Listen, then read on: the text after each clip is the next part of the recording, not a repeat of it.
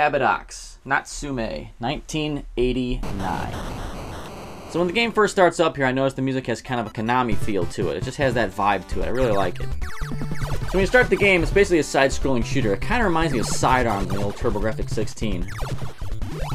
It's a good side-scrolling shooter. You move around, shoot things, you know, basic stuff. The controls are pretty simple. Just move around and fire.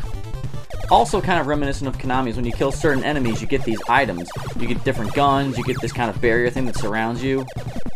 And you just kind of play through the level killing all these enemies till you get to the boss at the end. Very similar to like Gradius or Life Force. So you go through the stages here, and after you kill the first two bosses, the game goes from a side-scroller to a top-down shooter.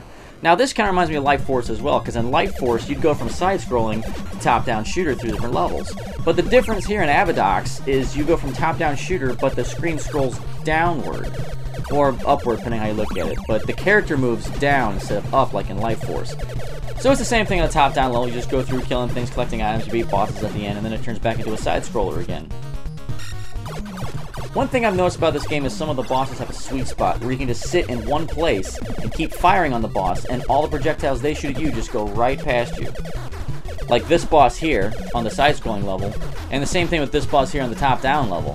So this game's pretty good. I really like these side-scrolling or top-down shooters. It reminds me a lot of Life Force or Gradius or a lot of those Konami-style games. Really fun stuff to play. So I'll give this one a 7 out of 10.